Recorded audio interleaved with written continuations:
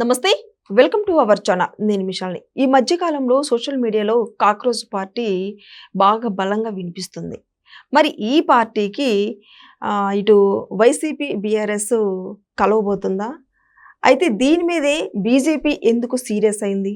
దీని వెనుక అసలు కారణాలేంటి? దీని మీద పూర్తిగా విశ్లేషించడానికి మనతో పాటు స్టూడియోలో ఉన్నారు ప్రముఖ రాజకీయ విశ్లేషకులు, సీనియర్ జర్నలిస్టు సిఎస్ రావు గారు ఉన్నారు. వారిని అడిగే విషయాలను తెలుసుకునే ప్రయత్నం చేద్దాం. నమస్కారం సార్. నమస్తే సార్, ఈ మధ్య కాక్రోచ్ పార్టీ అనేది బాగా గట్టిగా వినిపిస్తుంది సోషల్ మీడియాలో. మరి ఈ పార్టీకి ఇటు బీఆర్ఎస్ కావచ్చు, అటు వైసీపీ కావచ్చు, కలిసే మనస్తత్వం మనకు కనిపిస్తుందా? అంటే దీనికి బీజేపీ ఎందుకు సీరియస్ అవుతుంది? ఏంటి సార్ దీని వెనుక కారణాలు ఏంటి? ఇప్పుడు కాక్రోచ్ జనతా పార్టీ దాని పేరు. అది ఎందుకు పుట్టింది? సుప్రీంకోర్టు చీఫ్ జస్టిస్ సూర్యకాంత్ గారు ఒక కామెంట్ చేశారు. భారతదేశంలో ఉండే నిరుద్యోగులు కానీ లేదా కొంతమంది న్యాయవాదులు, జర్నలిస్టులు వీళ్ళందరూ కలిసి రైట్ టు ఇన్ఫర్మేషన్ యాక్ట్ కార్యకర్తలాగా వ్యవహరిస్తున్నారు, వీళ్ళు పరాన్నజీవులు, కాక్రోచ్లు లాంటి వాళ్ళు అని చెప్పి వ్యాఖ్యానించారు. ఆ క్రమంలో పుట్టినటువంటి పార్టీ అది. అతను ఎవరు? దీప్క్యాన్. ఎవరు ఈ దీప్క్యాన్ అంటే ఒక దళితుడు. అతను మహారాష్ట్రలో అక్కడ చదువుకున్నాడు. మహారాష్ట్రలో సంభాజీ నగర్ ఏదో ఉంది కదా, అక్కడ చదువుకున్నాడు. అతను జర్నలిజంలో డిగ్రీ హోల్డర్. ఆ తర్వాత అతను కొన్ని రోజుల పాటు ఆప్కు పనిచేశారు. డిజిటల్ కంటెంట్ క్రియేట్ చేసేలాగా డిజిటల్ ప్రమోషన్స్ కోసం ఆయన చేరాడు. ఆపుకి అప్పుడు డిప్యూటీ సీఎంగా ఉన్నటువంటి సిసోడియా దగ్గర పర్సనల్గా పనిచేసాడు అతను. ఆ తర్వాత ఇతను అమెరికా వెళ్ళారు. అమెరికాలో మాస్ కమ్యూనికేషన్స్ మాస్టర్స్ చేస్తున్నారు. మాస్టర్స్ చేస్తున్నటువంటి ఆయన ఇప్పుడు ఈ కాక్రోచ్ జనతా పార్టీ అనేది అక్కడి నుంచి ఆన్లైన్లో పెట్టారు. ఇది ఏంది? రియల్ పార్టీ కాదు, ఇది సెటైరికల్ పార్టీ.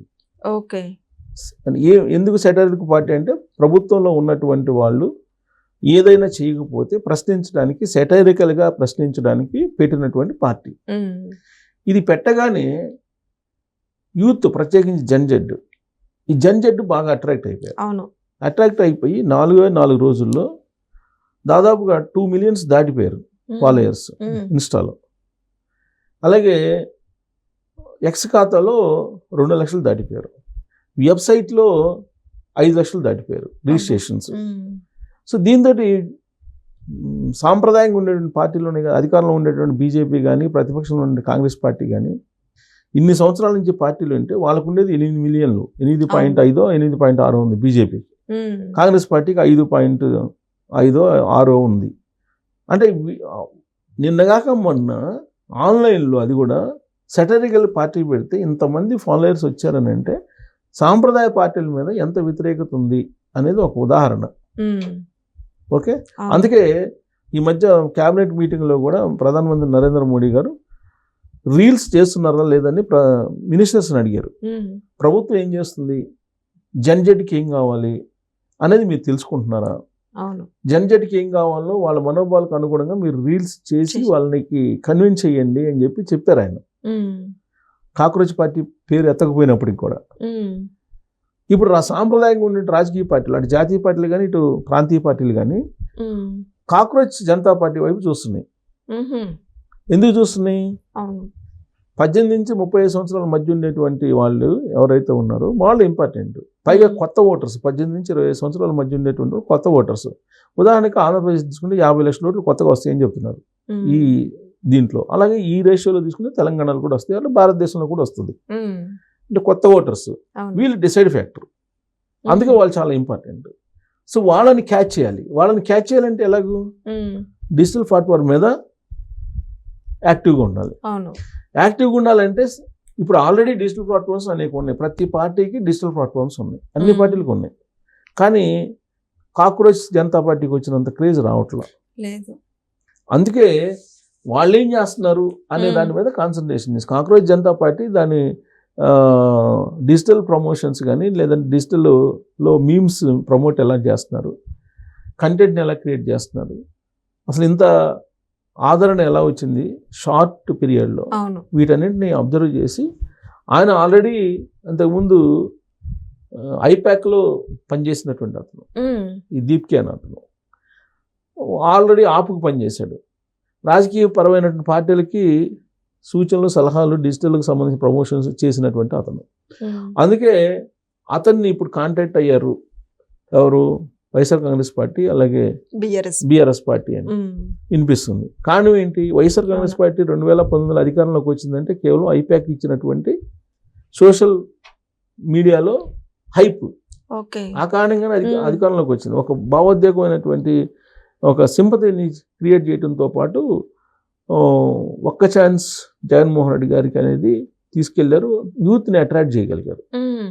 అందుకే 2019లో సీఎం సీట్లో కూర్చోబెట్టారు జగన్మోహన్ రెడ్డి గారు, ఐపాక్ ప్రశాంత్ కిషోర్ గారు. వాళ్ళ టీంలో మెంబరే ఇతను కూడా, ఎవరు దీప్కే అనే అతను. సరే, దీప్కేకి సంబంధించి నేను కొంత ప్రొఫైల్ చెప్పాను. ఇప్పుడు అతను మళ్ళీ ఇప్పుడు దీప్కే ఈ పార్టీకి ట్రేడ్ రిజిస్ట్రేషన్ చేయించడం ఇవన్నీ చేస్తూ ఉన్నాడు. రియల్గా పార్టీ కాదు ఇది ఓన్లీ సెటరికల్ పార్టీ, విమర్శించడానికి పెట్టినటువంటిది అని చెప్తూ ఉన్నారు. సరే, దీని మీద కోర్టు కేసారు, సుప్రీంకోర్టు కేసారు, దాని రిజిస్ట్రేషన్ రద్దు చేయించాలని చెప్పి ప్రయత్నాలు చేస్తున్నారు. అయితే ఇక్కడ బీఆర్ఎస్ పార్టీ ఏముంటుందని అంటే, బీఆర్ఎస్ పార్టీని బీజేపీ బీఆర్ఎస్ పార్టీ కూడా YSR Congress party BRS party రెండు డిజిటల్నే నమ్ముకుంటున్నాయి. అవును, డిజిటల్ ప్లాట్ఫామ్లో యాక్టివ్గా ఉండాలంటున్నారు. ఎందుకంటే కేటీఆర్ గారు ఓడిపోయిన తర్వాత 2023లో ఆయన అన్నమాట ఏంటంటే, నేను కూడా ఒక 10 యూట్యూబ్ ఛానల్స్ పెట్టినట్టయితే అధికారంలో కూర్చునే వాళ్ళమే, మాకు యూట్యూబ్ ఛానల్స్ లేకపోవడమే మేము ఓటమి కారణం అని చెప్పేసి అన్నారు కేటీఆర్ గారు. అక్కడి నుంచి ఇప్పుడు వాళ్ళు కూడా దుబాయ్లో కొన్ని, ఎక్కడెక్కడో కొన్ని, చెన్నైలో కొన్ని ఇటు పెట్టుకొని డిజిటల్ ప్లాట్ఫామ్స్ నడుపుతున్నారు అనేది బీజేపీ వాళ్ళు చెప్తున్నారు, కాంగ్రెస్ పార్టీ వాళ్ళు కూడా చెప్తున్నారు. అందుకనంటే బీజేపీ సీరియస్ అవుతుంది.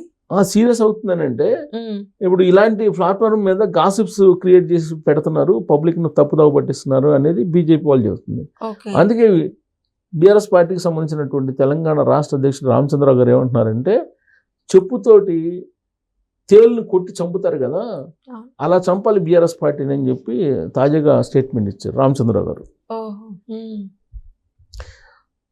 అలాంటి పార్టీని చంపేయాలి, కంప్లీట్గా బీఆర్ఎస్ పార్టీని చంపేయాలి, ఉండకూడదు, ఇది చాలా డేంజర్ ఈ పార్టీ అని చెప్పి రామచంద్రరావు గారు చెప్తున్నారు. ఏ సందర్భంగా చెప్తున్నారు అంటే, ఆయన రైతు గోస బీజేపీ భరోసా అనేటువంటి యాత్ర ఇవాళ నుంచే ప్రారంభిస్తున్నారు ఆయన. ఆ సందర్భంగా ఆయన మాట్లాడుతూ ఆ మాట అన్నారు, చెప్పుతోటి తేలును కొట్టి చంపినట్టు చంపాలి బీఆర్ఎస్ పార్టీని అనేది. సో అక్కడ కూడా వైఎస్ఆర్ కాంగ్రెస్ పార్టీ, ఇప్పుడు ఆ వైఎస్ఆర్ కాంగ్రెస్ పార్టీ కానీ బీఆర్ఎస్ పార్టీ కానీ ఇప్పుడు డిజిటల్ ప్లాట్ఫామ్ని నమ్ముకుంటున్నాయి, డిజిటల్ ప్రమోషన్స్ నమ్ముకుంటున్నాయి. గ్రౌండ్ లెవెల్లో మీరు పనిచేయాల్సిన అవసరం లేదు అని చెప్పి వాళ్ళు భావిస్తున్నారు. అందుకే రామచంద్రరావు గారు ఏమంటున్నారంటే, ఈ రెండు పార్టీలు పబ్లిక్లో ఉండేటువంటి పార్టీలు కాదు, ఓన్లీ డిజిటల్ కంటెంట్ తోటి బతికేటువంటి పార్టీలు.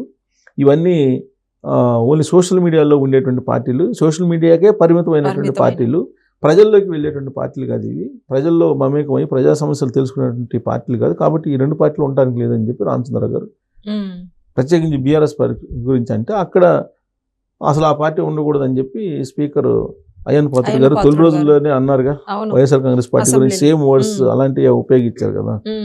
సో కాబట్టి డిజిటల్ వరకే పరిమితం అవుతున్నారు, పబ్లిక్లోకి వెళ్ళట్లేదు అనేటువంటి కాన్సెప్ట్లో ఈ రెండు పార్టీలని తిరస్కరించాలి ప్రజలు అనేది బీజేపీ వాళ్ళు ఇస్తున్నటువంటి పిలుపు. Okay, thank you sir.